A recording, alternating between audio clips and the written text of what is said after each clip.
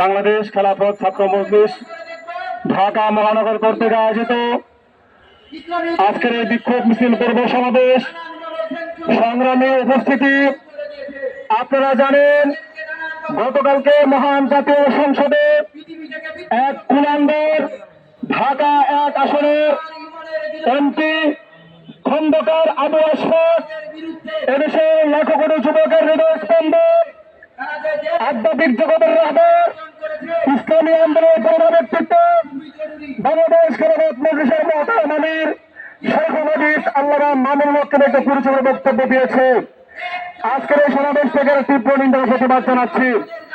সংগ্রামী সাথী বন্ধুগণ, আপনারা জানেন, বিগত 17 বছর ফ্যাসিস্ট আওয়ামী সরকার মামুনুল হকের জনপ্রিয়তা ঈর্ষান্বিত হয়ে মামুনুল হককে ঘায়াল করার জন্য বিভিন্ন সময় মামলা হামলা দিয়ে তাকে দমিয়ে দেওয়ার চেষ্টা করেছিল এবং তাকে কেলেঙ্কারি মামলায় জড়িয়ে তাকে কেলেঙ্কারি থেকে ফাঁসানোর চেষ্টা করেছিল। কিন্তু আওয়ামী সরকার ব্যর্থ হয়েছে।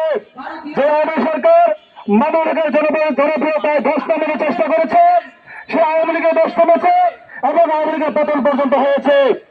এবং আপনারা জানেন, যে মিথ্যা মামলা কোর্টে দেওয়া হয়েছিল, সেই মিথ্যা মামলা কোর্টে নিষ্পত্তি হয়েছে, মামুনুল হককে বেকসুর খালাস দেওয়া হয়েছে এবং মামুনুল হকের নামে যে মামলা উত্থাপিত হয়েছিল সেটা ভিত্তিহীন প্রমাণিত হয়েছে।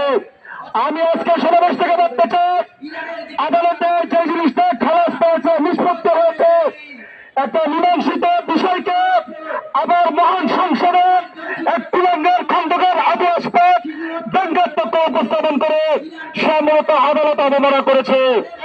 আজকের সমাবেশ থেকে অনেকে তো খন্দকার আবু আশফাককে বলছে ক্ষমা চাইতে।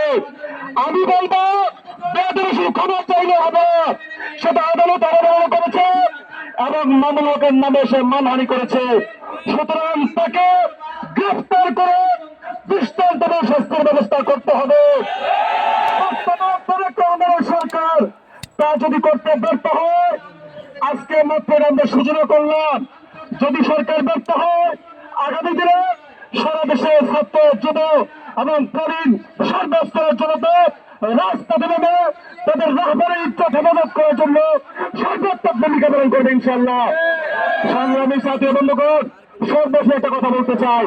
আপনারা দেখেছেন, আমাদের মাননীয় স্পিকার সেও কিন্তু ইনিয়ে বিনিয়ে এই সম্পর্কটাকে নেগেটিভ ভাবে উপস্থাপন করার চেষ্টা করেছে। আমরা হাফিজ সাহেবের ইতিহাসে জানি, 17 বছর আওয়ামী লীগের সাথে হঠাৎ করে রাজনীতি করেছে। তাকে রাজপথে আমরা দেখি না।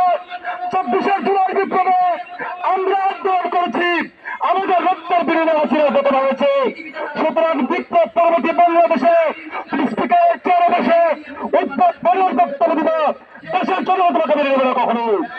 সুতরাং আমরা আজকে সমাবেশ থেকে মাননীয় স্পিকারকে বলবো, আপনি জাতির সামনে সাথে ক্ষমতা প্রার্থনা করুন। সংগ্রামী সাথী বন্ধুগণ, এইভাবে বক্তব্য শেষ করছি। আসসালামু আলাইকুম রহমতুল্লাহ।